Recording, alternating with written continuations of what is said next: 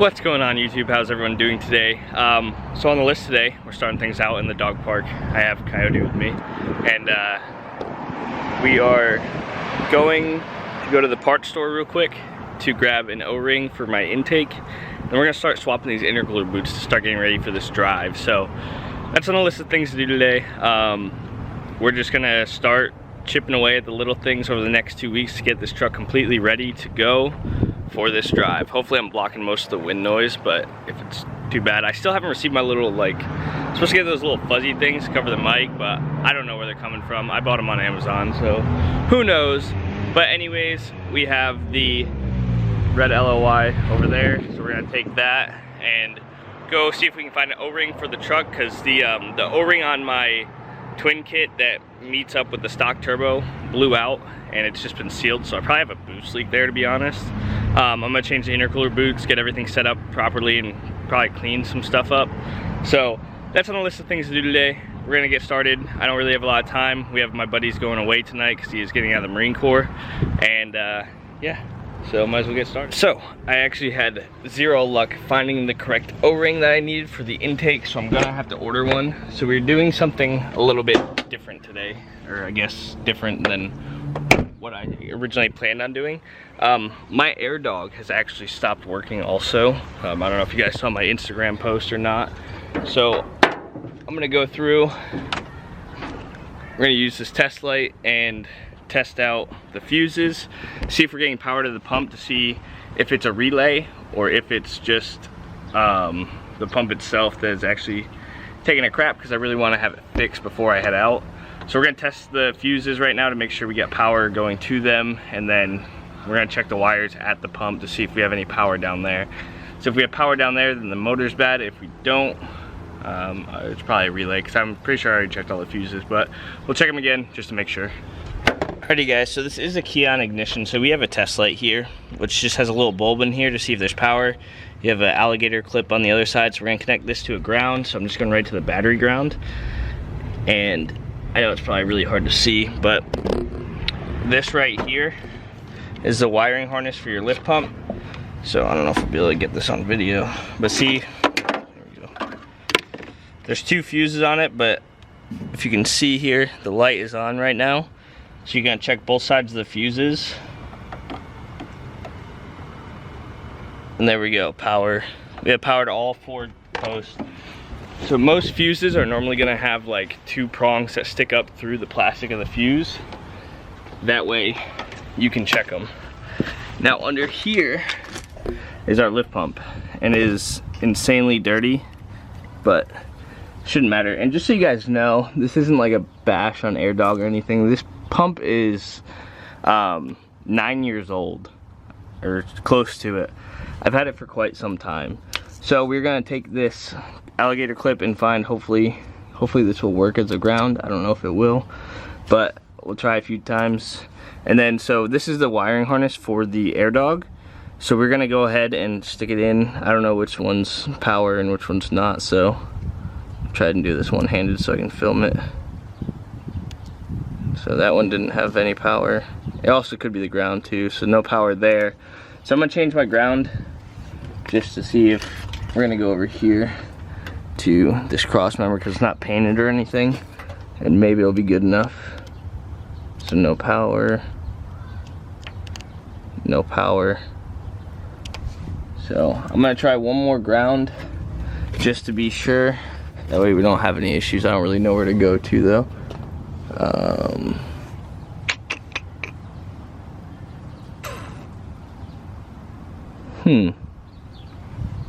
I coated everything on the frame, and obviously it's starting to look like crap again, but I coated everything so we don't really have anywhere to go to.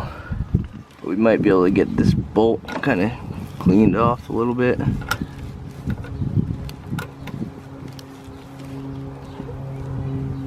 Maybe that'll work. Try it one more time. So, from what I can tell, it doesn't look like we have power down here. I'm gonna keep messing around with it for a little bit, and if not, we're gonna go troubleshoot the relay and see if we can find any other issues there. I'm gonna just make sure we're getting power to this, make sure we don't have any breaks in the wire or anything.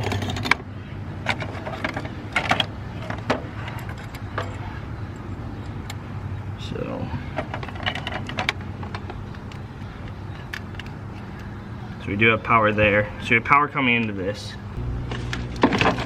So what we're gonna do to test the relay, because we have power going to it, is if you look here, you can poke a little hole in the power wire going in. And you can see the light is on. So then we're gonna go to the other power wire going out. We're not getting any power at all. So that leads me to believe that this relay is shot. So first order of business is try and get a new relay for this, and hopefully fixes our whole pump issue, because that, like I said, everything here is good. And usually, like, I don't know if I can get this to go again, but there's that. So like I said, all our fuses are good. Now this is because usually, like, if a electronic motor goes out, you're gonna have a built-up resistance in the wires, and that will usually blow your fuse. So if you don't have any blown fuses and the motor's not running, I'd usually check anything else in the system, any breaks in the wire, anything like that, or like in this case, there's a relay for the pump itself. So I'm gonna go see if I can find another relay for this and see if we can get this working before the drive. But like I said today, one of my buddies is getting out of the Marine Corps next week, so we're actually going to go hang out with him and have some fun and go eat dinner and stuff. So I'm not gonna be able to get to the end of this today, but at least we have a good idea that the pump, it should be okay, but it might just be the relay. So if it's just the relay, that's gonna be huge and save me a lot of money, because I did notice it, like, when it stopped working, I was watching my gauge and it just kind of like stopped and then jumped back up and then stopped. So the relay might have just failed completely, and that might be our only issue. Hopefully that's the case, because if you know, these lift pumps aren't super cheap. But I was kind of expecting it, honestly, to be the pump itself, the motor, because like I said, it's about 9 years old, maybe. I don't know. I bought the truck 6 years ago and put the lift pump on it while I was still home. I've been away in the Marine Corps for about almost 5 years, so I know the pump's at least 5 years old. And then before that, I bought it used off a buddy of mine who does all the tuning and stuff on my truck. So if that was the case, then I think he said it was a couple years old then. It was on their, like, pull truck or something. So hopefully no issues with the pump itself, the motor. I did rebuild it with all new seals and everything when I got it, or when I was figuring out some other issues on it. So if it's just the relay, that's gonna be a huge relief, especially leaving in 2 weeks. And like I said, we haven't got the O-ring. I couldn't find the right size for it at any of the stores, and the O-ring I'm talking about is right in here up against this. And as you can see how, like, kind of short this is, I guess. I hope I have the right size, but I feel like it's pulling on it kind of awkwardly, so I have a longer boot, so we're gonna adjust all this stuff a little bit, make sure I don't have a boost leak or anything, because I did at one point. I had a boost leak there.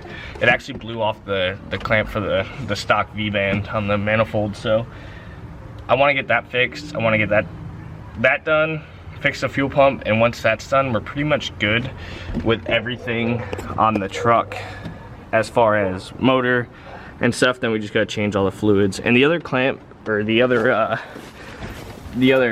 boot I was talking about, is this one for the AFE intercooler pipe. As you can see, it's really close to this bracket for the coolant bracket, so it's actually rubbing a hole in it. So I'm gonna take the straight one off up there, or either that or cut the extra one I have and put it down here. That way it doesn't have that bulge in it, it's just a straight in, and we have no issues with it.